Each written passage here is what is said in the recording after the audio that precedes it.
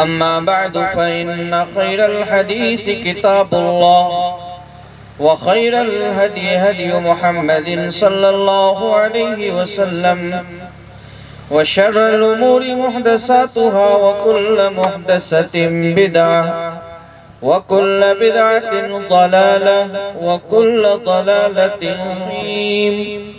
يا أيها الذين آمنوا أطيعوا الله وأطيعوا الرسول وأولي الأمر منكم فإن تنازعتم في شيء فردوه إلى الله والرسول إن كنتم تؤمنون بالله واليوم الآخر ذلك خير وأحسن تأويلا.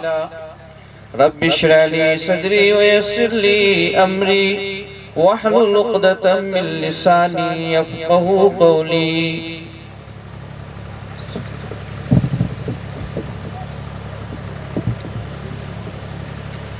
محترم بزرگوں، دوستوں، پردہ نشین اسلامی ماں اور بہنوں،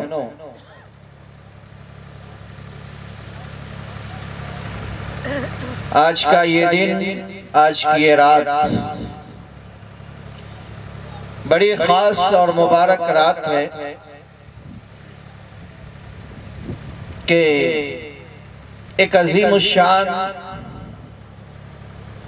علمی اور اصلاحی مجلس کا اللہ کی توفیق سے ہم سب حصہ بنے.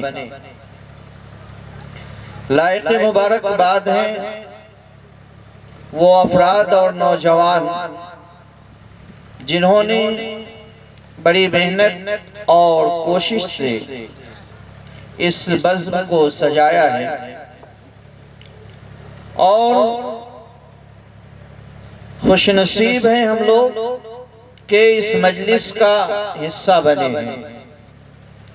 دیکھیے، جہاں اس مجلس کا حصہ بننے سے علمی فائدہ حاصل ہو رہا ہے،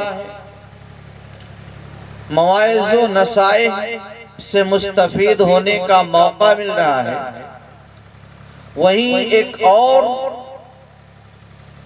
بڑی فضیلت حاصل ہو رہی ہے.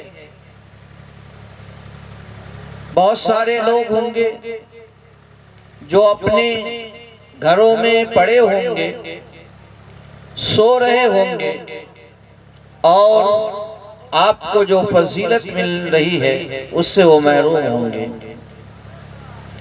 پیارے نبی صلی اللہ علیہ وسلم نے اس فضیلت کا تذکرہ یوں کیا کہ لا يقعد قوم يذكرون الله إلا حفتهم الملائكة ونزلت عليهم السكينة وغشيتهم الرحمة وذكرهم الله في من عنده. کہ جب لوگ بیٹھتے ہیں اور ایک ساتھ بیٹھ کر کے اللہ کا ذکر کرتے ہیں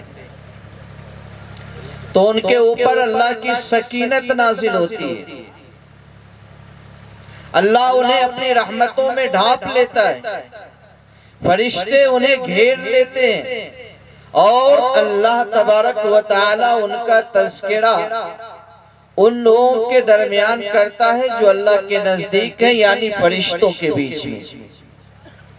اللہ کے اوامر و نواہی کا تذکرہ بھی اللہ کا ذکر ہے، اور ہم خوش نصیب ہیں کہ اس ذکر کی مجلس میں ہیں اور نبی کائنات جناب محمد رسول اللہ صلی اللہ علیہ وسلم کی زبانی بیان کردہ اس فضیلت کے مستحق ہو رہے ہیں. اللہ کی طرف سے سکینت کا نزول یہ کوئی معمولی بات نہیں ہے. اللہ کی رحمتوں، خصوصی رحمت کے سائے میں آ جانا یہ کوئی معمولی بات نہیں ہے، اور فرشتوں کا ہمارے لیے حالہ بنا لینا یہ کوئی معمولی بات نہیں ہے. اور پھر یہ کہ قربان جاؤ اللہ تبارک و تعالی تمہارا تذکرہ اپنے مقرب فرشتوں کے درمیان کرے تو پھر خوش نصیبی کا کیا کہنا. تو میرے بھائیو، اللہ کی توفیق سے ہم سب اس مجلس کا حصہ بنے ہیں، تو ہمیں کوشش یہ کرنی چاہیے کہ اس مجلس سے پورا فائدہ اٹھائیں. ہمیں جس موضوع پر بولنا ہے ابھی آپ نے سنا، اس کو ذرا وضاحت کے ساتھ میں کہہ دوں، اطاعت رسول کیوں اور کیسے؟ اللہ تبارک و تعالی نے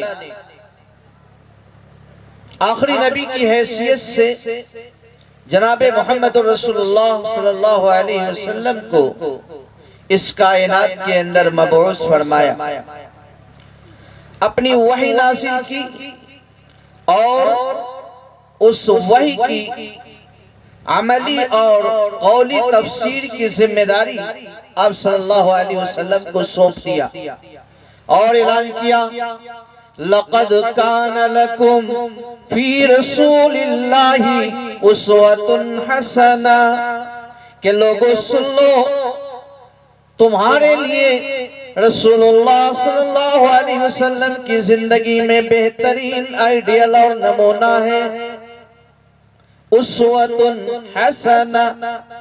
اللہ نے محمد رسول اللہ کو ہمارے لیے بہترین آئیڈیل اور نمونہ بنایا، اور قرآن کی دوسری آیت میں اللہ نے کہا کہ یہ اختیاری چیز نہیں بلکہ تمہارے اوپر لازم ہے کہ اللہ کے نبی جناب محمد رسول اللہ صلی اللہ علیہ وسلم جو بتائیں، جو کر کے دکھائیں، جس بات کا حکم دے، جس بات سے منع کریں، اس کو فالو کرو۔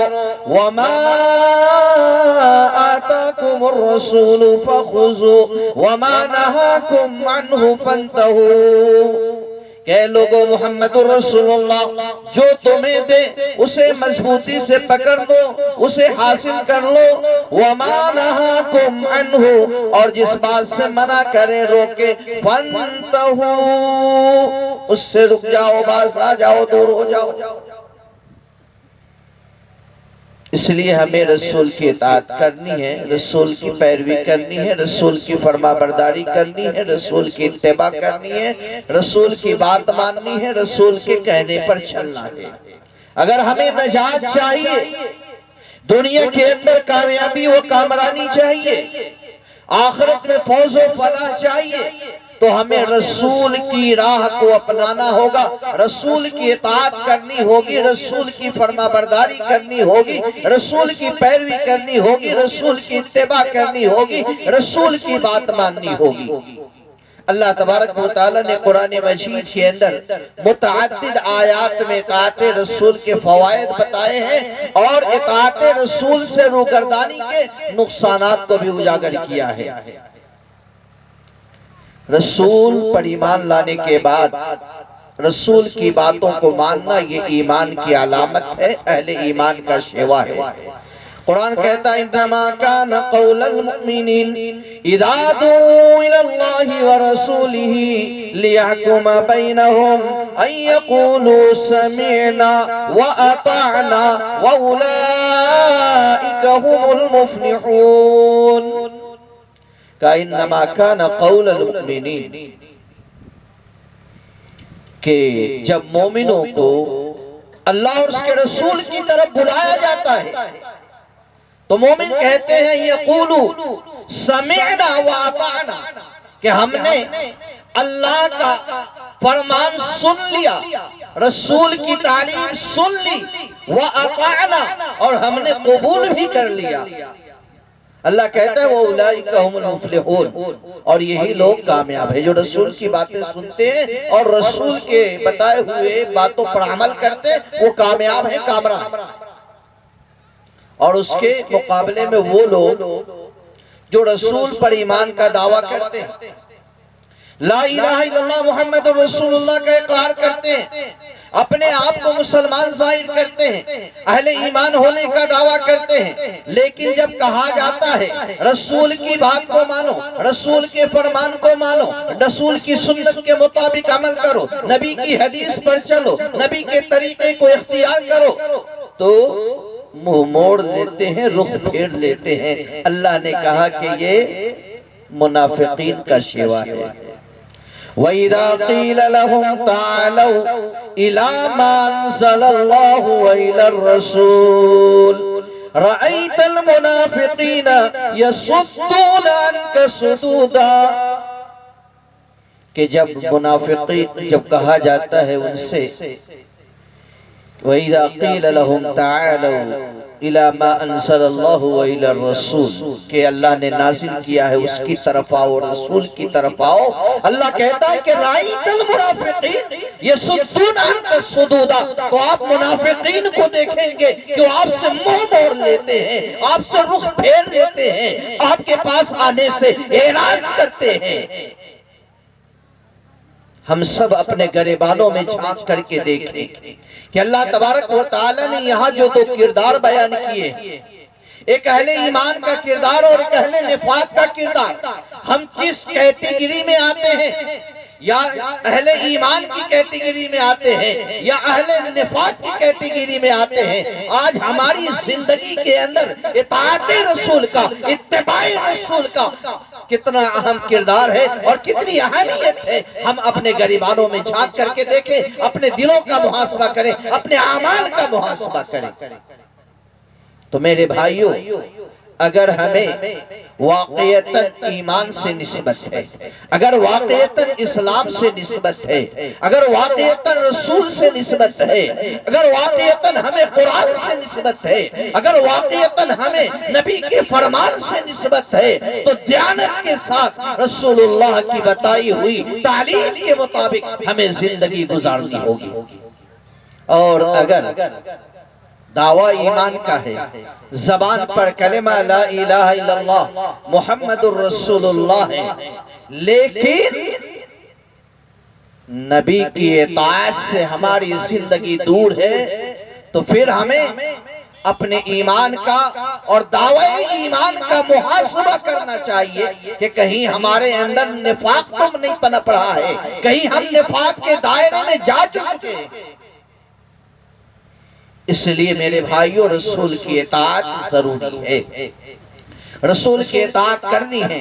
ابھی فضائل اور فوائد کی طرف میں نہیں جاؤں گا، دوسرے رخ پر آتے ہیں کہ رسول کی اطاعت کرنی ہے تو کیسے کرنی ہے۔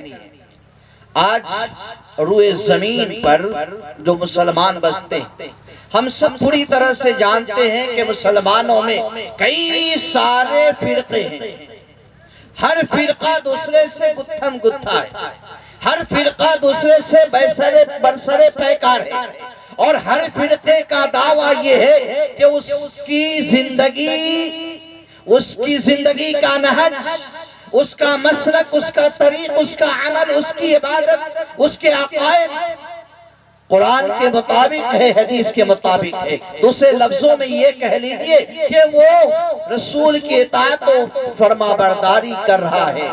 لیکن سوال یہ ہے کہ اگر سارے فرقے رسول کے متبع ہیں، سارے فرقے رسول کے مطیع ہیں، سارے فرقے رسول کی راہ پر چلنے والے ہیں، سارے فرقے رسول کی طریق کو فالو کرنے والے ہیں، تو یہ اختلاف کیوں ہے؟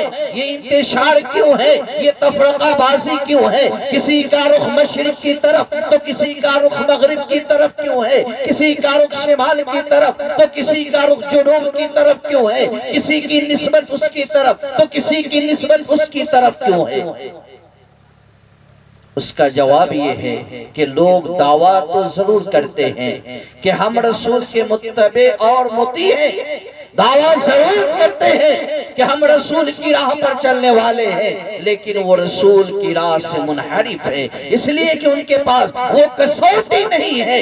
اس کسوٹی کو اپنا کر کے صحیح طور پر آدمی رسول کا پیروکار بن سکتا ہے، رسول کا فرما بردار بن سکتا ہے، رسول کا اطاعت شیار بن سکتا ہے۔ وہ کسوٹی کیا ہے؟ وہ کسوٹی ہے فہم صحابہ، وہ کسوٹی ہے منہج سلف۔ قرآن و حدیث پر عمل کرنا ہے، لیکن کیسے کرنا ہے؟ قرآن کو کیسے سمجھنا ہے؟ نبی کی حدیث کو کیسے سمجھنا ہے؟ اس کا معیار، اس کا میزان صحابہ کا فہم ہے، سلف کا منہج اور طریق۔ قرآن کہتا ہے فَإِنْ آمَنُوا بِمِثْلِ مَا آمَنْتُمْ بِهِ فَقَدِ اهْتَدَوْا۔ اللہ صحابہ کو خطاب کر رہا ہے، صحابہ کو مخاطب کر کے کہتا ہے کہ فَإِنْ آمَنُوا بِمِثْلِ مَا آمَنْتُمْ بِهِ، کہ پیارے نبی جناب محمد رسول اللہ صلی اللہ علیہ وسلم کے صحابہ جس طرح سے تم ایمان لائے ہو دوسرے لوگ بھی اسی طرح سے ایمان لائے، فَقَدْ اهْتَدَوْا، تو لوگ ہدایت یاب ہو جائیں گے۔ آج مسئلہ یہ ہے کہ لوگ اطاعت کا دعویٰ کرتے ہیں، اتباع کا دعویٰ کرتے ہیں، لیکن اس کسوٹی سے دور ہیں، اس میزان اور معیار کو انہوں نے ترک کیا ہوا ہے، جس کی وجہ سے آج امت مسلمہ تفرقے کا شکار ہے، انتشار میں پڑی ہوئی ہے۔ تو ایک میزان ہے، معیار ہے، اس معیار اور میزان کو سامنے رکھتے ہوئے ہمیں رسول کی اطاعت کرنی ہے۔ رسول کی اطاعت کا تقاضا کیا ہے؟ صحابہ نے اس تقاضے کو پورا کیسے کیا ہے اسے ہمیں دیکھنا ہے۔ اطاعت رسول کا بنیادی تقاضا یہ ہے کہ رسول اللہ صلی اللہ علیہ وسلم نے جو کچھ بھی بیان کیا ہے، چاہے وہ قرآن کے لفظوں میں ہو یا نبی کے فرمان کی شکل میں ہو، اس کو حجت مانا جائے، تسلیم کیا جائے۔ جس طریقے سے قرآن پر عمل کرنا ایک مسلمان کے لیے ضروری ہے، نجات کے لیے لازم ہے، اسی طرح سے نبی کے فرمان پر بھی عمل کرنا ایک مسلمان کے لیے لازم ہے، ضروری ہے۔ اگر کوئی اسلام کا دعویٰ کرتا ہے، مسلمان ہونے کا دعویٰ کرتا ہے، لیکن یہ کہتا ہے کہ ہم نبی کی حدیثوں کو نہیں مانیں گے، ہم نبی کی حدیثوں پر عمل نہیں کریں گے، نبی کی حدیثیں ہمارے لیے حجت نہیں ہیں، نبی کی حدیثوں پر عمل کرنا ضروری نہیں ہے، تو دعوی ایمان کے باوجود، دعوی اسلام کے باوجود، کلمہ طیبہ کے اقرار کے باوجود، اپنے آپ کو مسلمان کہنے کے باوجود، اپنے آپ کو مطیع رسول کہنے کے باوجود وہ بے ایمان ہے، اس کا ایمان صحیح نہیں، اس کا دعوی ایمان صحیح نہیں۔ کیوں؟ اس لیے کہ اللہ نے جو پیغام ہمارے نام بھیجا ہے، اللہ نے جو وحی بھیجی ہے، وہ صرف اکیلا قرآن نہیں ہے، بلکہ قرآن کے ساتھ ساتھ اللہ تبارک و تعالی نے سنت کو بھی نازل کیا ہے۔ فرق یہ ہے کہ قرآن کے الفاظ اور معانی دونوں اللہ کی جانب سے ہیں، اور سنت کہ الفاظ رسول اللہ کے ہیں اور معنی اللہ تبارک و تعالی کی طرف سے ہے۔ صحابہ نے اسے کیسے سمجھا ہے؟ دیکھو، حضرت عبداللہ ابن مسعود رضی اللہ عنہ اللہ کے نبی صلی اللہ علیہ وسلم کے جلیل القدر صحابی ہیں، ایک موقع پر کہتے ہیں لعن اللہ واشماتی والموتشماتی والمتنمصاتی والمتفرجاتی۔ رسول کی ہدایات کے مقابلے میں، رسول کی راہ کے مقابلے میں کوئی بڑا سے بڑا انسان بھی دوسری بات کہتا ہے، رسول کے حکم کے خلاف کہتا ہے، رسول کی تعلیم کے خلاف کہتا ہے، رسول کے فرمان کے خلاف کہتا ہے، تو اس بڑے سے بڑے آدمی کی بات کو، اس بڑے سے بڑے آدمی کے فرامین کو بڑے ادب و احترام کے ساتھ رد کر دیا جائے گا اور رسول کے فرمان کے مطابق عمل کیا جائے گا۔ یہ ایمان کا تقاضا ہے، یہ ایمان کا تقاضا ہے۔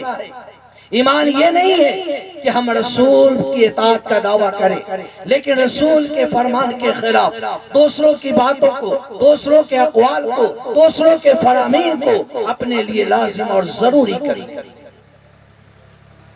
یہاں بھی ہمیں صحابہ کی زندگی سے رہنمائی ملتی ہے۔ حضرت عمر رضی اللہ عنہ حج تمتع سے منع کیا کرتے تھے۔ حج تمتع کیا ہے؟ عام طور سے حاجی جو حج کرتے ہیں، تین طرح کے حج شریعت کے اندر مشروع ہے، یعنی حج کا تین طریقہ شریعت نے بتلایا ہے۔ ایک حج قران ہے، دوسرا حج افراد ہے اور دوسرا حج تمتع ہے۔ عام طور سے جو آج کل حاجی جاتے ہیں حج کرنے کے لیے وہ حج تمتع کرتے ہیں، یعنی پہلے عمرے کی نیت سے احرام باندھتے ہیں، عمرہ کر کے حلال ہو جاتے ہیں، پھر 8 ذی الحجہ کو حج کی نیت سے احرام باندھتے ہیں اور حج کے اعمال انجام دیتے ہیں، اس کو حج تمتع کہتے ہیں۔ بعض وجوہات کی وجہ سے حضرت عمر رضی اللہ عنہ حج تمتع سے لوگوں کو منع کرتے تھے، روکا کرتے تھے۔ حضرت عبداللہ ابن عمر رضی اللہ عنہ کے پاس، یعنی حضرت عمر رضی اللہ عنہ کے بیٹے کے پاس ایک شامی آتا ہے اور سوال کرتا ہے کہ حج تمتع کرنا چاہیے یا نہیں کرنا چاہیے۔ حضرت عبداللہ ابن عمر حج تمتع کے حلال ہونے کا فتویٰ دیتے ہیں۔ شامی کہتا ہے کانا اباکا کانا ابوکا ینہا عنہ، کیا آپ کے والد محترم تو اس سے منع کرتے تھے، لوگوں کو روکتے تھے کہ حج تمتع نہ کرو، اور آپ کہتے ہیں کہ حلال ہے، جائز ہے، حج تمتع کرنی چاہیے۔ حضرت عبداللہ ابن عمر رضی اللہ عنہ غصہ ہو جاتے ہیں اور کہتے ہیں امر ابی یتبع او امر رسول اللہ صلی اللہ علیہ وسلم، کہ شامی بتا کیا میرے باپ کی بات مانی جائے گی یا رسول اللہ صلی اللہ علیہ وسلم کے فرمان کے مطابق عمل کیا جائے گا؟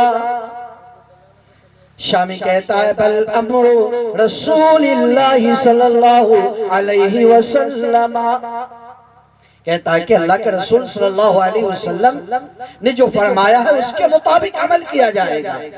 حضرت عبداللہ ابن عمر رضی اللہ عنہ کہتے ہیں کہ جب تم نے یہ قرار کر لیا، اعتراف کر لیا ہے کہ عمل اللہ کے نبی کے حکم کے مطابق ہوگا، تو سنو، اللہ کے نبی صلی اللہ علیہ وسلم نے اسے مشروع قرار دیا ہے۔ اس کرنے کی ہم بات کرتے ہیں، وہ کوئی معمولی لوگ نہیں تھے۔ صحیح بات یہ ہے کہ ہم یہ کہیں کہ ہم ان کی باتوں کو پورے ادب کے ساتھ، پورے احترام کے ساتھ رد کر کے رسول اللہ صلی اللہ علیہ وسلم کی بات کو مانیں گے۔ اس ڈائلاگ کا نقصان کیا ہوا؟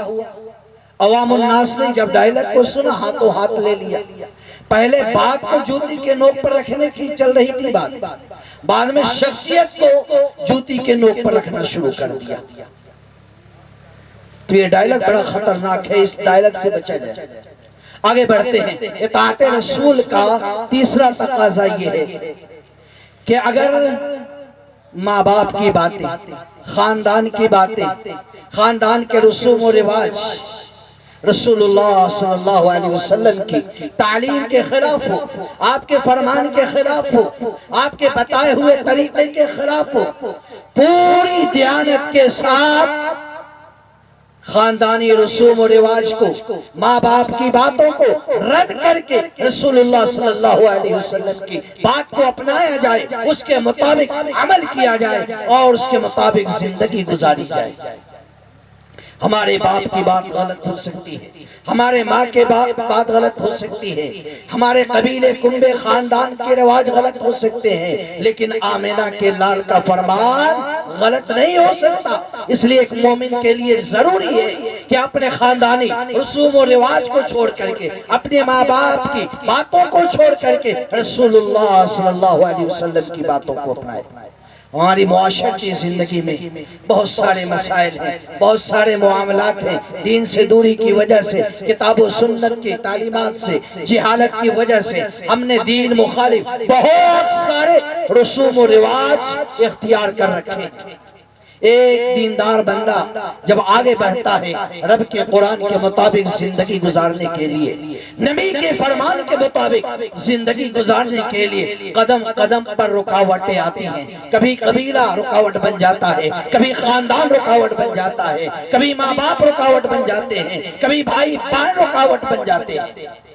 ایسے میں ایک دیندار آدمی بھی پھسل جاتا ہے، بہک جاتا ہے، اس کے قدم لرز جاتے ہیں، لیکن اگر ہمارے اندر ایمان ہے، اگر ہمارے اندر رسول کی اطاعت کا دعویٰ ہے، اگر رسول سے عقیدت ہے، رسول سے محبت ہے، تو ہم پر لازم ہے کہ سب کو چھوڑ کر کے، سب سے منہ موڑ کر کے رسول اللہ صلی اللہ علیہ وسلم کی تعلیم کو اپنا لیں۔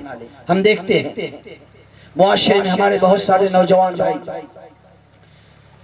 شادی کرنا چاہتے ہیں، بلا غیر شرعی رسوم و رواج کے شادی کرنا چاہتے ہیں، بلا جہیز جوڑے کی شادی کرنا چاہتے ہیں۔ معاشرے میں جو ہندوانہ رسوم و رواج شادی کے نام پر لوگوں نے اختیار کر رکھے ہیں، ان کو ترک کر کے شادی کرنا چاہتے ہیں، لیکن سامنے قبیلہ آ جاتا ہے، خاندان آ جاتا ہے، ماں باپ آ جاتے ہیں، ان کے ارمانوں کی بات آ جاتی ہے۔ اب نوجوان سوچتا ہے کہ قبیلہ مقابلے میں ہے، خاندان مقابلے میں ہے، ماں باپ مقابلے میں ہے، وہ کمزور پڑ جاتا ہے، ماں باپ کی بات ماننے پر مجبور ہو جاتا ہے، قبیلے اور خاندان کی بات ماننے پر مجبور ہو جاتا ہے۔ لیکن ایک ایمان والے کو ایسی مجبوری گوارا نہیں کرنی چاہیے، اس کے لیے ایسی مجبوری لائق و زیبا نہیں ہے۔ سب کو ٹھکرایا جا سکتا ہے، آمینہ کے لال کے فرمان کو نہیں ٹھکرایا جا سکتا، اس کی تعلیم کو نہیں ٹھکرایا جا سکتا۔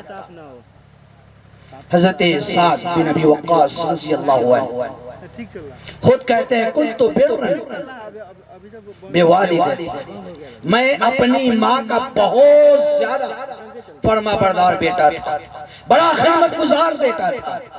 اسلام قبول کر لیتے ہیں، ماں قسم کھا لیتی ہے کہ بیٹا جب تک تو دین کو چھوڑ نہیں دیتا، محمد سے منہ موڑ نہیں لیتا، دین اسلام کو ترک نہیں کر دیتا، میں تم سے بات نہیں کروں گی، میں کھانا نہیں کھاؤں گی، میں پانی نہیں پیوں گے۔ حضرت سعد کہتے ہیں کہ 3 دن گزر گئے، میری ماں نے مجھ سے بات نہیں کیا، کھانا نہیں کھایا، پانی نہیں پیا، یہاں تک کہ ان کے اوپر غشی طاری ہو گئی۔ مسلم کی روایت ہے، اور ایک دوسری روایت کے اندر ہے کہ اس حالت میں بھی حضرت سعد بن ابی وقاص رضی اللہ عنہ اپنی ماں سے کہتے ہیں کہ ماں تو نے یہ ضد پکڑی ہے کہ کھانا نہیں کھاؤ گی، پانی نہیں پیو گی، بات نہیں کرو گی، اس وقت تک جب تک میں محمد الرسول اللہ کا لایا ہوا دین ترک نہ کر دوں۔ لیکن سن لو، تمہاری یہ ایک جان ہے، اگر تمہارے پاس 100 جانیں ہوتی اور فخرجت نفسن نفسن ایک ایک جان تیری نکل جاتی، ما ترکتو دینی، میں اپنا دین ترک نہیں کرتا، میں اپنا دین نہیں چھوڑتا، دین اسلام سے منہ نہیں موڑتا۔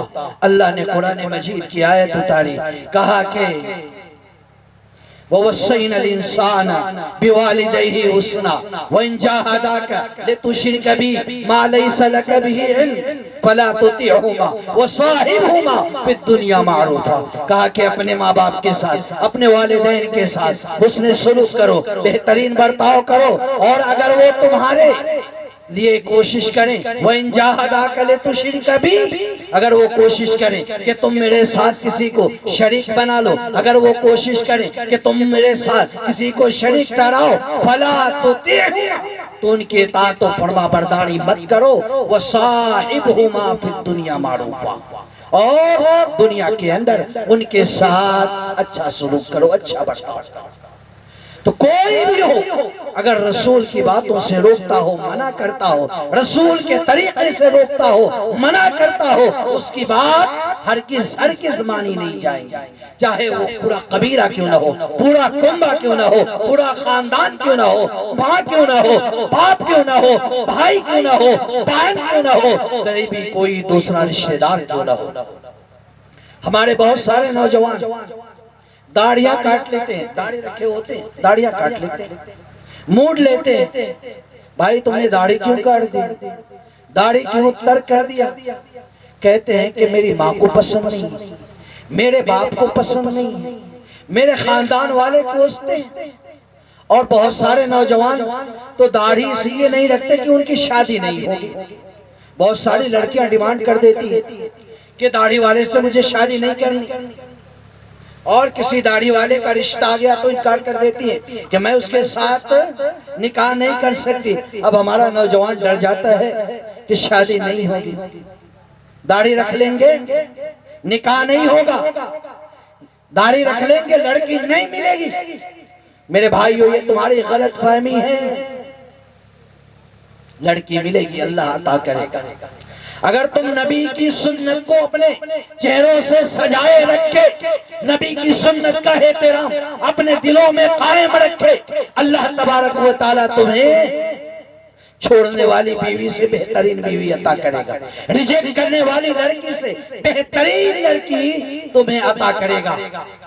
اگر تم داڑھی رکھتے ہو نبی کا فرمان سمجھ کر، نبی کا حکم سمجھ کر، نبی نے یہ حکم دیا خالف المشرکین ووفر اللحا وحف الشوارب، کہ میری امت کے لوگوں مشرکین کی مخالفت کرو، داڑھی مکمل بڑھاؤ اور مونچھیں چھوٹی کرو، مونچھیں کتراؤ، مونچھوں کو مٹاؤ۔ یہ نبی کا فرمان ہے۔ نبی کا فرمان سمجھ کر، نبی کی تعلیم سمجھ کر، نبی کی اطاعت کے جذبے سے، نبی کی اتباع کے جذبے سے داڑھی رکھو گے، اللہ تمہارے لیے خیر پیدا کر دے گا۔ اگر ایک لڑکی کوئی ریجیکٹ کرتی ہے، اللہ اس سے بہتر لڑکی عطا کر دے گا۔ اگر کوئی لڑکی تمہارے داڑھی کی وجہ سے تمہیں ریجیکٹ کرتی ہے تو یہ سمجھو کہ وہ لڑکی تمہارے قابل نہیں تھی، اللہ تبارک و تعالیٰ اس سے بہتر لڑکی تمہیں عطا کرے گا۔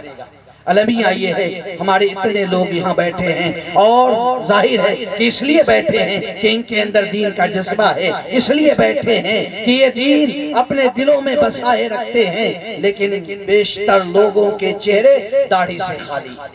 کیوں خالی؟ کیوں خالی ہے میرے بھائیوں؟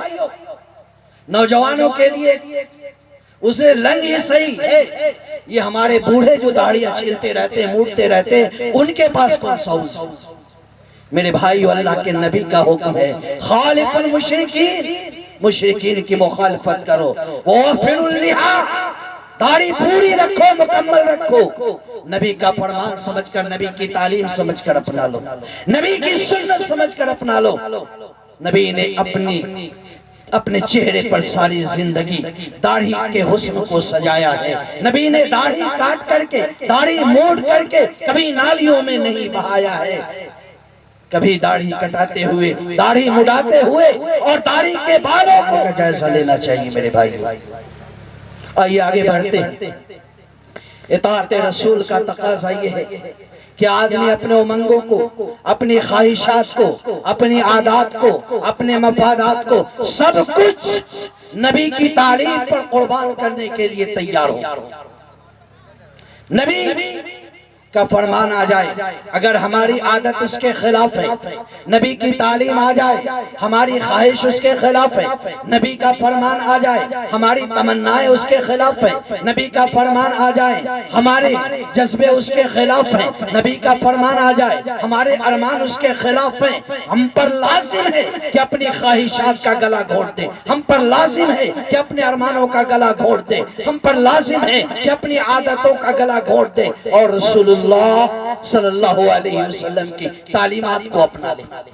صحابہ کی زندگی کو دیکھو، ایک نوجوان لڑکی چاہتی ہے کہ اس کی شادی کسی نوجوان لڑکے سے ہو، کسی ہینڈسم لڑکے سے ہو، کسی خوبصورت لڑکے سے ہو، کسی مالدار لڑکے سے ہو، کسی خاندانی لڑکے سے ہو، لیکن اللہ کے نبی کی صحابیہ میں ایک صحابیہ ایسی بھی ہے جو یہ چاہتی ہے کہ شادی نبی کے فرمان کے مطابق ہو۔ مسند احمد کی روایت ہے، اللہ کے نبی صلی اللہ علیہ وسلم کے ایک صحابی جلیبیب ہے، کالے کلوٹے تھے، چھوٹی سی ہائٹ تھی، معاشرے میں کوئی اعلیٰ مقام نہیں تھا، بڑے مالدار نہیں تھے، عمر نکل رہی تھی، شادی نہیں کر رہے تھے۔ اللہ کے نبی کہتے ہیں جلیبیب شادی کیوں نہیں کر لیتے؟ جلیبیب کہتے ہیں یا رسول اللہ مجھ سے شادی کون کرے گا؟ مجھے اپنی بیٹی کون دے گا؟ اللہ کے نبی بار بار حضرت جلیبیب سے یہ باتیں کہتے ہیں، پھر ایک صحابی کو بلاتے ہیں، ایک انصاری کو بلاتے ہیں اور کہتے ہیں کہ تم اپنے بیٹی کی شادی کر دو۔ انصاری سمجھتے ہیں کہ اللہ کے نبی اپنے لیے پیغام دے رہے ہیں، وہ کہتے ہیں یا رسول اللہ اگر آپ رشتہ بھیج رہے ہیں، آپ پیغام دے رہے ہیں تو اس سے بڑی ہمارے لیے خوش نصیبی کی بات کیا ہو سکتی ہے، ہمارے لیے کرامت کی بات کیا ہو سکتی ہے، ہمارے لیے بزرگی کی بات کیا ہو سکتی ہے۔ اللہ کے نبی کہتے ہیں میرے صحابی میں نے اپنے لیے پیغام نہیں دیا، میں نے جلیبیب کے لیے پیغام دیا ہے۔ صحابی کہتے ہیں یا رسول اللہ مجھے موقع دیجئے میں لڑکی کی ماں سے مشورہ کر لوں۔ اللہ کے نبی نے کہا جاؤ مشورہ کر لو۔ گھر آتے اپنی بیوی سے کہتے ہیں کہ میری بیوی اللہ کے نبی نے تمہاری بیٹی کے لیے نکاح کا پیغام دیا ہے۔ ماں بھی خوش ہو جاتی ہے، وہ سمجھتی ہے کہ اللہ کے نبی نے اپنے لیے پیغام دیا ہے۔ کہتی ہے کہ اس سے بڑھ کر ہمارے لیے کرامت اور بزرگی کی بات کیا ہو سکتی ہے، خوش نصیبی کی بات کیا ہو سکتی ہے۔ صحابی نے کہا کہ اللہ کے نبی نے اپنے لیے پیغام نہیں دیا بلکہ جلیبیب کے لیے پیغام دیا ہے۔ صحابیہ سنتے کہتی ہیں نہیں جلیبیب، کیا ہم اپنی بیٹی کی شادی جلیبیب سے کر دیں؟ وہ جلیبیب جس کے پاس شکل بھی نہیں، جس کے پاس ہائٹ بھی نہیں، جس کے پاس بال بھی نہیں، جس کے پاس دولت بھی نہیں، جس کے پاس بڑا کنبہ قبیلہ بھی نہیں، جس کا کوئی اعلیٰ خاندان نہیں، جس کا معاشرے میں کوئی بڑا مقام نہیں، ہم اپنی بیٹی کی شادی جلیبیب سے نہیں کر سکتے۔ جائیے اور اللہ کے نبی کی بارگاہ میں جا کر کے معذرت کر دیجئے کہ ہم اپنی بیٹی کو جلیبیب کے نکاح میں نہیں مل سکتے۔ صحابی اٹھتے ہیں، بیٹی بڑی غور سے باتیں سن رہی تھی، ماں سے پوچھتی ہے کہ یہ پیغام میرے لیے کس نے بھیجا ہے؟ کہا کہ اللہ کے نبی نے بھیجا ہے۔ بیٹی کہتی ہے تردون امر رسول اللہ صلی اللہ علیہ وسلم کہ میری ماں میرے باپ کیا آپ اللہ کے نبی کا حکم لوٹا دیں گے؟ کیا اللہ کے نبی کا حکم ٹکرا دیں گے؟ کیا اللہ کے نبی کی بات کو آپ رد کر دیں گے؟ ادفعونی الیہ فلن یضیعنی۔ بیٹی اپنے ماں باپ سے مخاطب ہو کر کے کہتی ہے کہ یہ کیسے آپ نے گوارا کر لیا کہ اللہ کے نبی نے جو پیغام دیا ہے آپ ٹھکرا دیں؟ ادفعونی الیہ، مجھے اللہ کے نبی کے حوالے کر دو۔ اگر اللہ کے نبی نے یہ پیغام بھیجا ہے فلن یضیعنی، تو ہرگز وہ مجھے برباد نہیں کریں گے۔ میرا نکاح میری شادی ایسی جگہ بالکل نہیں کرائیں گے جہاں میرے لیے ضیاع کی بات ہو، بربادی کی بات ہو، تباہی کی بات ہو۔ لڑکی کا باپ آتا ہے اللہ کے نبی سے کہتا ہے کہ اللہ کے نبی میری بیٹی کا معاملہ آپ کے ہاتھ میں ہے، آپ چاہے جہاں اس کا نکاح کر دیں۔ اللہ کے نبی نے اس لڑکی کا نکاح جلیبیب سے کر دیا اور اس لڑکی کے لیے اللہ کے نبی نے دعا کیا کہ اللہم صب علیہ الخیر صباً، کہ اللہ اس پر خیر و برکت کا نزول فرما دے، ولا تجعل عیشہا قداً، اللہ اس کی زندگی سے مصیبت اور پریشانی کو دور فرما دے۔ ایک وقت ایسا آیا کہ جلیبیب ایک جنگ میں شہید ہو گئے، لیکن اس لڑکی کی حالت یہ تھی، صحابی کہتے ہیں کہ کانت من اکثر الانصار نفقتا و مالا، کہ اللہ تبارک و تعالیٰ نے اتنی تونگری عطا کر دی تھی، اتنا مال عطا کر دیا تھا کہ انصار کی عورتوں میں سب سے زیادہ وہ عورت خرچ کرنے والی تھی، سب سے زیادہ مال والی تھی وہ عورت۔ میری ماں اور بہنوں ذرا غور کرنا، سوچنا، آج ہماری مائیں ہماری بہنیں اپنی زندگیوں میں نبی کے فرامین کو، نبی کی تعلیمات کو، نبی کی سنتوں کو کس طرح سے پامال کر رہی ہیں۔ قدم قدم پر نبی کی تعلیمات پامال ہو رہے ہیں، بیجا رسوم و رواج کے نام پر، غلط قسم کے رسوم و رواج کے نام پر نبی کے فرامین کو، نبی کی تعلیمات کو، نبی کے طریقے کو، نبی کی سنتوں کو چھوڑا جا رہا ہے، اور سب سے زیادہ ہماری ماں اور بہنوں کے ذریعے یہ سارے اعمال انجام دیے جا رہے ہیں۔ میری ماں اور بہنوں، اگر آپ نے نبی کا کلمہ سچے دل سے پڑھا ہے، لا الہ الا اللہ محمد الرسول اللہ کا اقرار سچے دل سے کیا ہے، صداقت کے ساتھ کیا ہے، اگر آپ کو نبی سے محبت ہے، نبی سے عقیدت ہے، تو نبی کا فرمان اپنے سامنے رکھیں۔ اللہ کے نبی صلی اللہ علیہ وسلم کی حیات طیبہ میں بعد کے ادوار میں بھی جس طریقے سے مرد مسجدوں میں آ کر کے نماز پڑھتے ہیں، عورتیں بھی آ کر کے نماز پڑھتی ہیں۔ آج ہم نے اپنی عورتوں پر مسجد کے دروازے بند کر دیے اور ہم نے کھولا بھی ہے تو رمضان کے لیے کھول رکھا ہے، اور شہروں میں جو جمعہ کے لیے بھی کھول رکھے ہیں، باقی تو بند ہی بند، پروگرام ہو اجلاس ہو تو اس کے لیے کھول دیے جاتے ہیں۔ آج بھی ہم عورتوں کو مسجدوں میں حصہ دار بنا تو رہے، لیکن آج بھی دوہرا سلوک ہمارا قائم ہے۔ تو اللہ کے نبی کے زمانے میں عورتیں بھی آتی تھی، مرد بھی آتے تھے۔ اللہ کے نبی صلی اللہ علیہ وسلم نے اس کے لیے کئی خصوصی احکام بھی دیے۔ اللہ کے نبی ایک دن مسجد سے باہر نکلتے، دیکھتے اختلط الرجال والنساء کہ عورت اور مرد مل کر کے چل رہے ہیں۔ راستے میں مسجد سے مرد بھی نکلے ہیں، عورتیں بھی نکلی ہیں اور مل جل کر کے چل رہی ہیں۔ ہماری یہاں تو کچھ قباحت ہی نہیں سمجھی جاتی، برائی ہی نہیں سمجھی جاتی۔ آج ہماری عورتیں، ہماری مائیں اور بہنیں مردوں سے، غیر مردوں کے ساتھ کندھے سے کندھا ملا کر، قدم سے قدم ملا کر کے ساتھ ساتھ چلتی رہتی ہیں، کوئی فرق نہیں پڑتا ہمیں۔ اس سے بھی آگے بڑھیے، آج ہمارے گاؤں میں، محلوں میں سامان بیچنے والے آتے ہیں، عورتیں اس کے ساتھ کھڑی ہو کر کے اس طرح سے باتیں کرتی ہیں، اس طرح سے گفتگو کرتی ہیں، اس طرح سے جو ہے بھاؤ مول لین دین کرتی ہیں، لگتا ہی نہیں کہ کوئی اجنبی آدمی، کوئی باہر کا آدمی، کوئی غیر محرم آدمی۔ اس طرح سے ہماری عورتیں ایک اسلام کے جو ہے تعلیمات کو پامال کر رہی ہیں۔ میری ماں اور بہنوں غور کرنا، مقصود میرا یہ نہیں ہے کہ آپ کو گرایا جائے، مقصود یہ نہیں ہے کہ آپ کو نیچا دکھایا جائے، مقصود یہ ہے کہ آپ کے دل میں نبی کی عظمت بیٹھائی جائے، نبی کی تعلیمات کی عظمت بیٹھائی جائے۔ اللہ کے نبی نے اپنے صحابہ کو دیکھا، صحابیات کو دیکھا، صحابیات سے مخاطب ہوئے اور کہا استاخرنا، اے میرے صحابیات تم پیچھے ہٹ جاؤ، الگ ہو جاؤ۔ لیس لکن ان تحققن الطریقہ، تمہارے لیے مناسب نہیں ہے، لائق نہیں ہے، زیبا نہیں ہے کہ تم راستے کے پیچھے بیچ چلو۔ علیکن بحافات الطریق، میری صحابیات تم راستے کے کنارے کنارے چلو۔ اللہ کے نبی نے ایک بار کہا، ہم نے نبی کی حدیث سنا کر کے 4-5 بار ہاتھ اٹھوائے ہیں، صرف 2 ہاتھ اٹھے۔ صحابیات کا ایمان دیکھو، رسول اللہ سے محبت کا کمال دیکھو۔ اللہ کے نبی نے ایک بار کہا کہ میرے صحابی، میری صحابیات مردوں کے ساتھ مل کر مت چلو، کنارے کنارے چلو، راستے کے کنارے سے چلو۔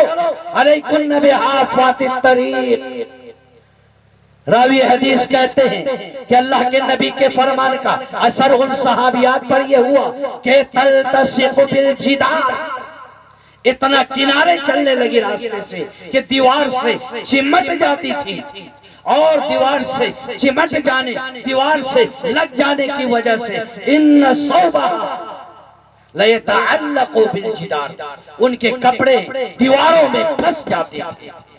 یہ صحابیات کا ایمان تھا، نبی سے محبت تھی، نبی سے عقیدت تھی، نبی کے فرمان کی تعظیم تھی، عظمت تھی۔ اسی تعظیم اور عظمت کی ضرورت ہے، اور شریعت اسی کا ہم سے مطالبہ کرتی ہے۔ اگر ہم صداقت کے ساتھ، دیانت کے ساتھ لا الہ الا اللہ محمد الرسول اللہ پڑھتے ہیں تو ہمیں پوری دیانتداری کے ساتھ رسول اللہ صلی اللہ علیہ وسلم کے فرامین کو، آپ کی تعلیمات کو، آپ کی سنتوں کو اپنانا ہوگا۔ ایک بات کہہ کر کے میں اپنی گفتگو ختم کرتا ہوں۔ آج ہمارے بہت سارے بھائی، یہاں بھی دیکھا، یہاں بیٹھے ہوئے قرآن سنایا جا رہا ہے، نبی کی حدیث سنائی جا رہی ہے، بعض لوگ جو ہے کھینی بنا رہے ہیں، منہ میں ڈال رہے ہیں۔ کھینی، بیڑی، سگریٹ، گٹکا، یہ سب کچھ حرام ہے، اور اس کی حرمت کی کئی ساری علتیں ہیں، کئی سارے اسباب ہیں۔ لوگوں کو چھوڑنے کے لیے کہو، اگر دل میں بات بیٹھ گئی، کہتے عادت ہو گئی ہے، جاتی نہیں، جاتے جاتے جائے گی۔ عربوں کے درمیان شراب نوشی اتنا عام تھی کہ اللہ تبارک و تعالیٰ نے شراب حرام کرنے کے لیے 3 اسٹیپس اپنائے، 3 مرحلے میں شراب کو حرام کیا گیا۔ پہلے شراب کی کچھ قباحت بیان کی گئی، پھر اس کے بعد اس سے جو ہے گھن دلایا گیا، پھر اس کے بعد تیسرے مرحلے میں شراب کی حرمت کا فائنلی حکم آیا اور کہہ دیا گیا کہ انما الخمر والمیسر والانصاب والازلام رجس من عمل الشیطان فاجتنبوه، کہ لوگ شراب حرام ہے اس سے دور ہو جاؤ۔ جب آیت نازل ہوئی، اللہ کے نبی صلی اللہ علیہ وسلم نے ایک صحابی کو بلایا اور بتایا جاؤ مدینہ کی گلیوں میں اعلان کر دو کہ شراب کو نہیں پلا سکتے، پلا اے اللہ بس تجھے راضی کرنے کے لیے ماں باپ کی میں نے خدمت کیا، آج میں مصیبت میں پھنسا ہوں، اللہ تو نکال دے۔ پتھر ذرا کھسکا لیکن نکل نہیں سکتے تھے۔ نمبر 2، نوجوانوں کے نام، سب کے نام ایک اہم پیغام ہے۔ میری چچا زاد بہن تھی، بڑی خوبصورت تھی۔ ایک چیز اور یاد رکھیے گا، اپنے یہاں کزنز کا فتنہ، کزنز کا فتنہ یہ آستین کے سانپ ہے، مطلب چچا کا لڑکا، پھوپھی کا لڑکا، خالہ کا لڑکا۔ آپ کیا سمجھتے ہیں کتنے لڑکے ایسے ہیں وہ خالہ سے ملنے جاتے ہیں یا خالہ کی سے ملنے جاتے ہیں؟ نہیں سمجھے؟ ارے پھوپھو سے ملنے جاتے ہیں یا پھوپھو کی سے ملنے جاتے ہیں؟ اب کی کے آگے ٹم ٹم لگا ہوا ہے، مولوی صاحب اس کو نہیں بھریں گے، وہ آپ لوگوں کو بھرنا۔ وہ ٹم ٹم لگا کے مولوی صاحب نے چھوڑ دیا۔ خالہ کی یا خالہ سے، پھوپھی سے یا پھوپھی کی سے، ماموں سے یا ماموں کی سے، چاچا سے یا چاچا کی سے، کزنز کا فتنہ ہے، ہائے بائے۔ بھابھی والا تو چلیے رہا ہے، چلنا بھابھی۔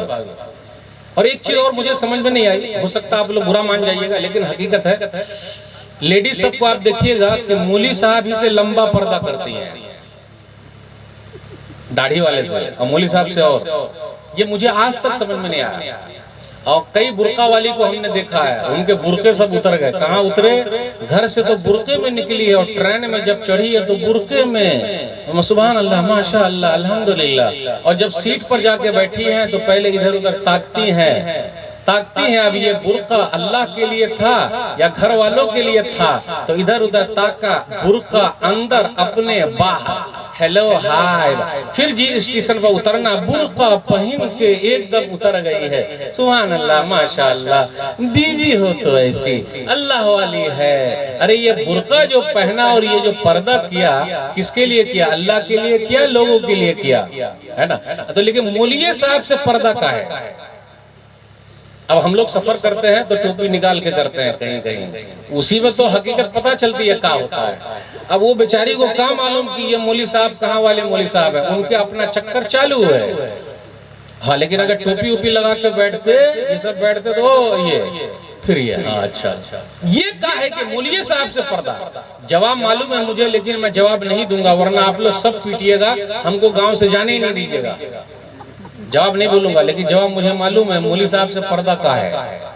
چلیے، پردہ دوسروں کے لیے پردہ کہ اپنے لیے پردہ، اللہ کے لیے پردہ، نبی صلی اللہ علیہ وسلم کے کہنے میں پردہ، حجاب اور نقاب، کس کے لیے؟ اللہ کے لیے۔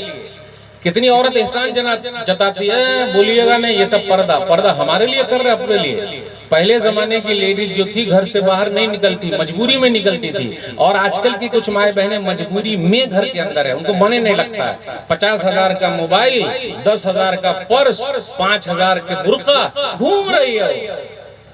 مولوی صاحب سے دیکھیں تو لمبا تان دینے کا، بس ختم، بقیہ سب چلتے رہتا۔ اور ہم اور آپ بھی پیسہ کمانے کی مشین ہے۔ ایک بات اور میں کہتا ہوں، جو صرف کمانے کے لیے باہر ہے ان کی اولاد بگڑ گئی، اللہ ماشاءاللہ کا ہے وہ مشین ہے، ہیلو پیسہ بھیجئے نا، کبھی خیریت نہیں پوچھے گی، ارے ناشتہ وستہ کیے ہیں، کھانا ہونا کھائے ہیں، طبیعت صحیح ہے، نہیں پیسہ بھیجئے۔ پھر 15 دن کے بعد فون آیا، پیسہ بھیجئے، ارے طبیعت کے بارے میں تو کچھ پوچھ نہیں۔ تو ہم اور آپ پیسے والی مشین ہے یا تربیت والی بھی مشین ہے؟ صرف پیسے دیتے جائیے گا یا پیسے کا حساب بھی رکھیے گا؟ آج کل کتنے نوجوان بگڑے ہیں، اس کو بگاڑا ہے ماں باپ نے۔ 50,000 کا موبائل، 1.5 لاکھ کی بائک،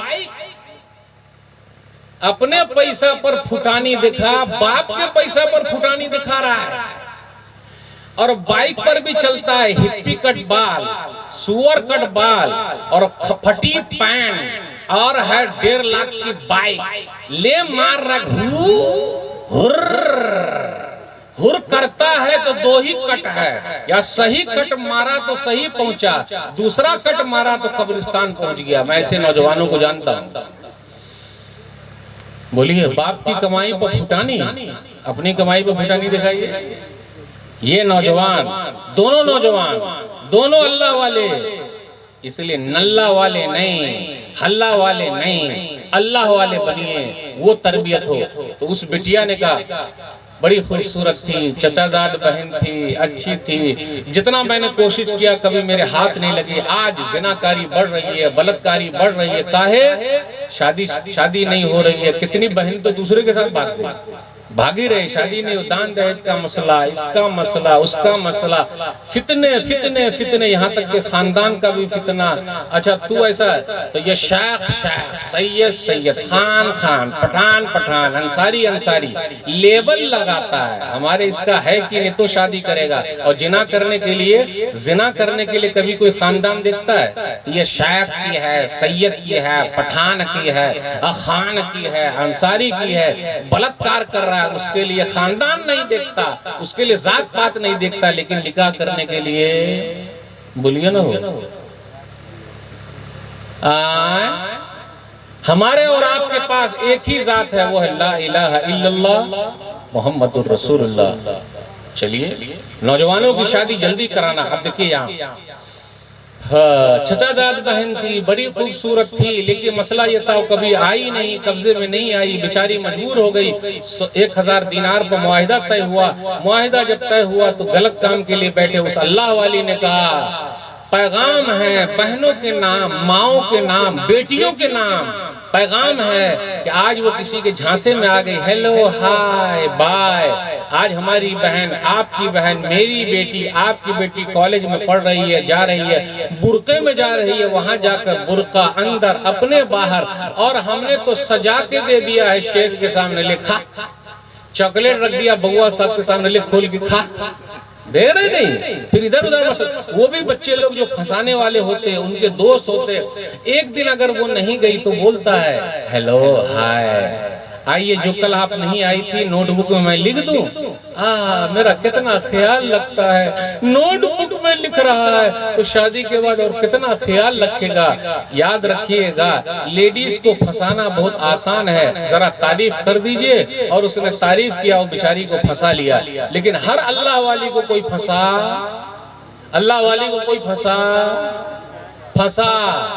نہیں سکتا۔ چلیے میں بہت کوشش کی لیکن وہ نہیں بہت کوشش کی۔ آخر وقت یا عبداللہ اتق اللہ ولا تبتغ الخاتم الا بحق۔ بہنوں کے نام پیغام ہے، ماؤں کے نام پیغام ہے۔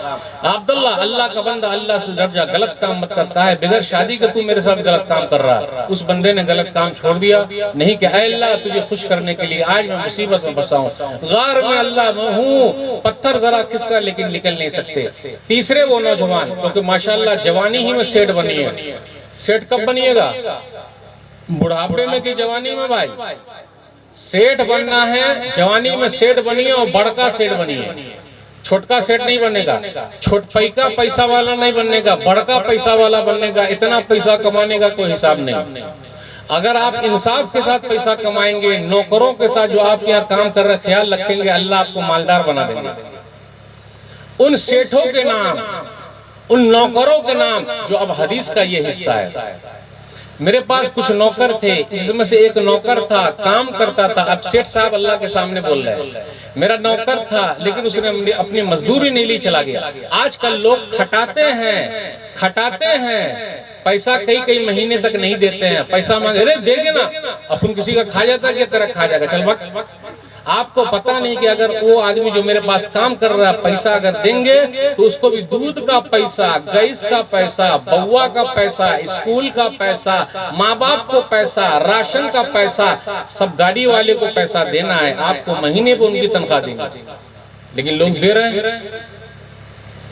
چنئی کا ایک واقعہ میں نے پڑھا، چنئی کی کمپنی میں، یہ مسلمان کی کمپنی تھی، کچھ غیر مسلم بھی کام کرتے تھے، تو پہلے کیا کرتا تھا وہ مزدوری وقت پہ نہیں دیتا، مہینہ لیکن نبی صلی اللہ علیہ وسلم کی ایک حدیث اس سے لگی سنن ابن ماجہ کی کہ پسینہ سوکھنے سے پہلے مزدور کو اس کی مزدوری دے دو. اب وہ کیا کر رہا ہے، ہر مہینے کی 30 تاریخ کو یا 5 تاریخ کو دے دیتا ہے. اب لگاتار 2-3 مہینے تک جب دے دیا تو وہ لوگ آئے، کہا سیٹھ صاحب پہلے تو نہیں دیتے تھے، اب آپ دے رہے ہیں. کہا میرے نبی کا فرمان ہے کہ جس نے مزدور کی مزدوری دے دی پسینہ سوکھنے سے پہلے، یہ بہتر ہے اس کے لیے. اچھا کون سے نبی؟ 1400 سال پہلے جو آئے تھے. کہا ہم مزدوروں کا اس آدمی نے کتنا خیال رکھا ہے، لا الہ الا اللہ محمد رسول اللہ کلمہ پڑھ لیے. اگر ہم اور آپ اس پر عمل کریں، صرف ایک سنت پر میرے بھائی ہو، کتنے لوگ آ جائیں گے. سب میں نوجوانوں سے کہتا ہوں، آپ آئیڈیل نوجوان بنیے، لوگوں کے لیے راستہ بنیے. لوگ آپ کو دیکھیں فلانما کا بیٹا کتنا اچھا ہے، فلانے کی بیٹی کتنی اچھی ہے. جیسا کہ اس حدیث میں نوجوان اے اللہ ایک مزدور تھا، اس نے مزدوری نہیں لی. کچھ دنوں کے بعد میں نے اس کی مزدوری کو تجارت میں لگا دیا. آج کل کون سیٹ چاہتا ہے کہ اپنے مزدور کو بھی سیٹ بنا دے؟ بہت کم. تو کہا میں نے لگا دیا، سب بڑھ گئے، کتنے جانور سب آ گئے. کچھ دنوں کے بعد وہ آیا اور کہا سیٹ صاحب میری مزدوری لائیے. بولے یہ سب تیرا ہی ہے، لے جا، یہ سب جانور تیرے ہی ہے، لے جا. ارے کاہے مذاق کر رہے ہیں؟ آج کل لوگ سیٹ صاحب کو بھی السلام علیکم سیٹ صاحب، السلام علیکم سیٹ صاحب، السلام علیکم. ارے پیسہ کو سلام کر رہا ہے یا ہم کو سلام کر رہا ہے؟ جو نہ کرے بابو بھیا وہ کرے روپیہ. سب سے بڑا ہے پیسہ پیر، نہ بابو نہ بھیا، سب سے بڑا روپیہ. السلام علیکم، السلام علیکم. ارے لے جا، یہ سب لے جا، یہ سب جتنی چیزیں سب تیری ہے، لے جا. اللہ تجھے خوش کرنے کے لیے میں نے سب دے دیا. آج میں پھنسا ہوں، وہ پتھر نکلا پھر تینوں باہر، وہ پتھر نکل گیا پھر تینوں باہر نکل آئے. میرے بھائیو اس میں حدیث میں بہت ساری چیزیں ہمارے لیے ہے اور بہت ساری تربیت ہے. تو ہمارے نوجوان کچھ بگڑے ہیں، کچھ سدھرے ہیں، ان کے نام اہم پیغام. بس ایک بات اور بیان کر کے میں آپ سے رخصت ہوں گا. ماشاءاللہ الحمدللہ سبحان اللہ، کیا کہا جائے. نوجوان ہو تو ایسا، ارے کیسا، عبداللہ بن عمر جیسا. نعم الرجل عبداللہ لو کان یصلی من اللیل. صحیح بخاری کتاب التہجد حدیث نمبر 1122. عبداللہ بڑے اچھے آدمی ہیں، کاش کہ رات کی نماز پڑھتے. رات میں کون سی نماز ہوتی ہے بھائی؟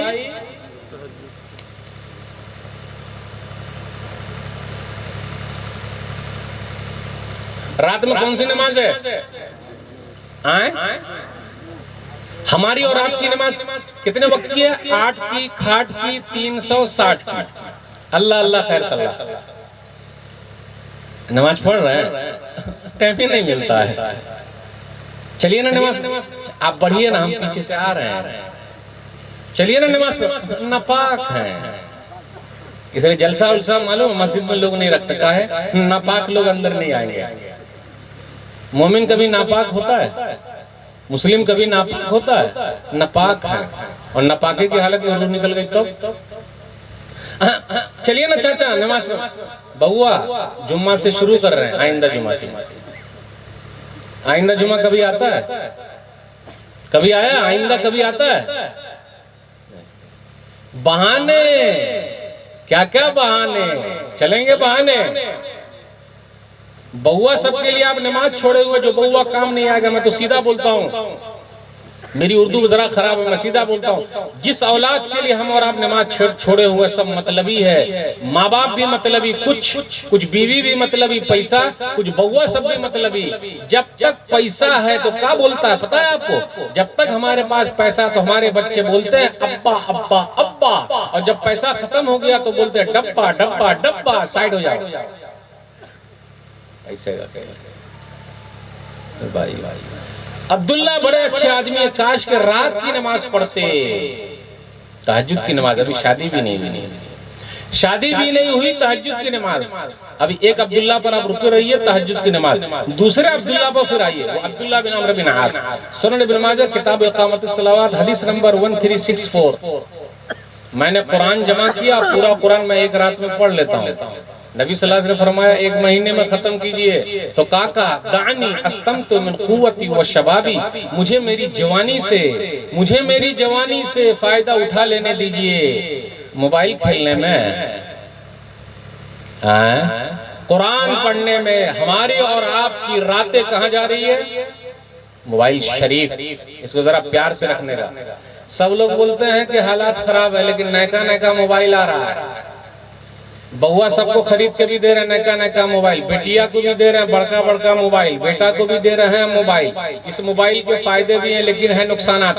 چھوٹے بچے کے ہاتھ میں موبائل دے دیجئے تو رونا بند, بڑے بچے کے ہاتھ میں موبائل دے دیجئے تو رات بھر سونا بند. وہ سوئیں گے نہیں, بس اسی میں آنکھ جو موٹی ہو گئی ہے, پیلی آنکھ ہو گئی ہے, رات میں کیا دیکھتا رہے. اچھا یہ بتائیے پیکٹ جو ملتا ہے نیٹ والا وہ کئی دن چلتا ہے آپ لوگوں کا؟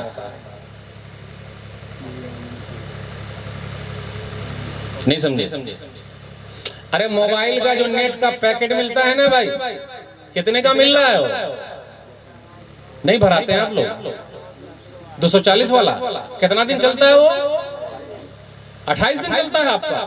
تب تو آپ ماشاءاللہ سبحان اللہ اچھے ہیں الحمدللہ. تب آپ سے کیا بات کرنے کا, 28 دن آپ چلا رہے ہیں. کتنے لوگوں کا ڈیٹا اور ڈاٹا ایک کے دن میں خراب ہو جاتا ہے, ختم, پورا پیکج گیا. وہ رات بھر کیا دیکھتا ہے؟ اور اگر بوا سے پوچھ لیں گے, بوا آپ کو ہم بلائے ہوئے ہیں, یہ بھی موبائل دیکھتے ہیں, اگر ہم پوچھ لیں, یہ چھوٹے بچے ایسے ہیں ہمارے اور آپ کے, اگر موبائل آپ دے دیجئے لاک لگا کے, اور لاک کو اگر وہ توڑ نہیں دیا تو بچہ نہیں توڑ دے گا سیدھا. اور اس کے بعد موٹو پتلو بھی جانتے ہیں بیٹا, موٹو پتلو, ڈوریمون, دیکھیے مسکرا رہا ہے. یہ 7 ایسے بچوں کے دوست ہیں جو ان کو پڑھنے نہیں دیتے. اس میں سے میں نے 2 کا نام بتا دیا ہے نا بوا, موٹو پتلو. اچھا سوجوکا بھی ہے کا, ڈوریمون بھی ہے. یہ سب برباد کر رہے ہیں. اور ہمارے نوجوانوں کو کیا برباد کر, گیم والا کا نام ہے, اس کا ناموں ہم بھول گئے, ذرا یاد دلائیے نا, ذرا یاد دلائیے. پب جی, پب جی کے چکر میں ماں باپ کو بھی کسی نے قتل کر دیا. ایسی لت لگ گئی موبائل کی, ہاسپٹل میں پڑا ہوا ہے, سمجھ میں نہیں آ رہا, دماغ ایک دم کھسک گیا. ایک عبداللہ بن عمر رضی اللہ تعالیٰ عنہ کی رات نماز میں, دوسرے عبداللہ کی رات قرآن میں, اور ہمارے نوجوانوں کی رات موبائل میں.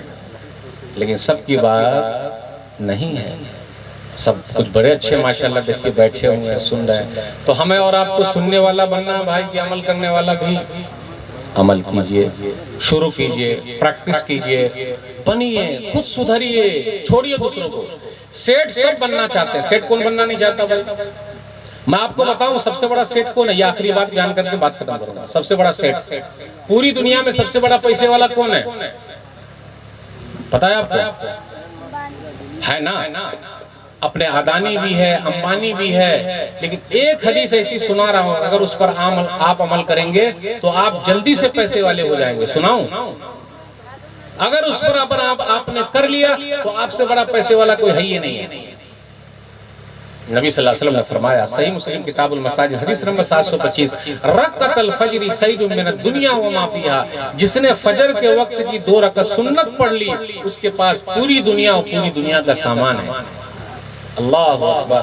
مالداروں سے سب سے بڑا مالدار وہ ہے جو فجر کے وقت کا 2 رکعت کا سنتی ہے. فرض پڑھ لے گا تو کتنا ملے گا کوئی حساب نہیں. تو پیسہ مسجد میں ملتا ہے, مسجد مطلب نماز پڑھنے میں ملتا ہے. ورنہ آپ لوگ سوچئے گا کہ مولوی صاحب بول رہے ہیں مسجد میں ملتا ہے تو مسجد میں بیٹھیں. اور ایک چیز اور کہہ دوں, متولی صاحب اگر اعلان کر دیں کہ فجر میں جتنے لوگ آئیں گے 500 روپیہ ملے گا, مسجد پیک ہوگی کہ نہیں ہوگی؟ بہوا سب کو بھیرے اٹھ رہے 500 ملے گا, دوسرا بھائی ہوئے 500 ملے گا, تو 1500 روپیہ مل گیا. تو پیسہ کے لیے سب بھاگ رہا ہے, جنت کے لیے. اچھا چلیے, مسجد میں اذان ہوئی. اذان کہاں ہوتی ہے؟ مسجد میں. کس سے اذان ہوتی ہے؟ مائک سے. مائک سے اذان ہوتی ہے. اگر فجر کی اذان 2 مرتبہ اگر ہو جائے تو حالت کیا ہوگی مؤذن صاحب کی؟ فجر میں اذان اگر 1 مرتبہ ہوتی ہے تو مسجد میں لوگ آتے ہیں؟ نہیں آتے. ایک دن فجر میں 2 مرتبہ اذان ہو جائے تو مؤذن صاحب کو پیٹنے کے لیے کتنے لوگ آئیں گے؟ پورا گاؤں آ جائے. ارے بھول گئے ہیں کاہے دے رہے ہیں؟ دماغ ٹھیک ہے نا میرے بھائیو؟ کامیابی کے لیے آواز آ رہی ہے, حی علی الصلاح حی علی الفلاح, آؤ نماز کی طرف, آؤ کامیابی کی طرف. اور ابھی میں ایک جملہ اور پڑھ رہا ہوں جو فجر کی نماز میں ہے, النوم خیر من الصلاح.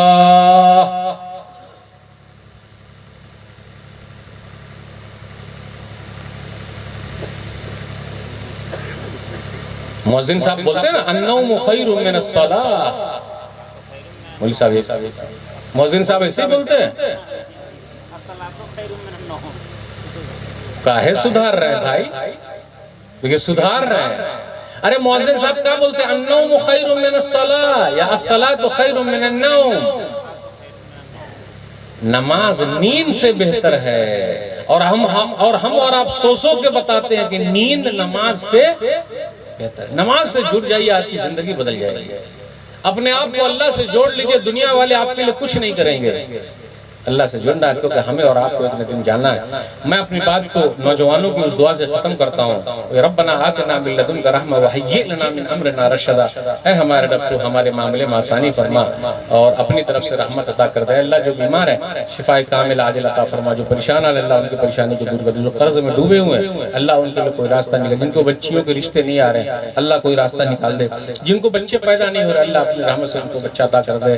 میں آخر میں پھر معذرت کر کے آپ سے رخصت ہوں گا کہ میری اردو ذرا خراب ہے، اس لیے میں نے کچھ باتیں ادھر ادھر کی اور رات کافی ہو چکی ہے، لیکن جو پیغام میں نے دیا اس میں میری نیت صحیح ہے تاکہ ہمارے اور آپ میں تبدیلی آئے۔ خود سے بدلیے، کوشش کیجئے، اور سب کو اس طریقے سے کوشش کریں گے تو فائدہ ہوگا۔ اسی طریقے سے جن لوگوں نے یہ مجلس سجائی ہے اللہ ان کے میزان حسنات میں جگہ دے دے۔ ہم دعا کرتے ہیں ان کے لیے کہ ہمیشہ وہ ایسی مجلس سجاتے رہیں، اللہ ہم سب کو توفیق دے۔ انشاءاللہ پھر آپ سے ملاقات ہوگی۔ والسلام علیکم ورحمۃ اللہ وبرکاتہ۔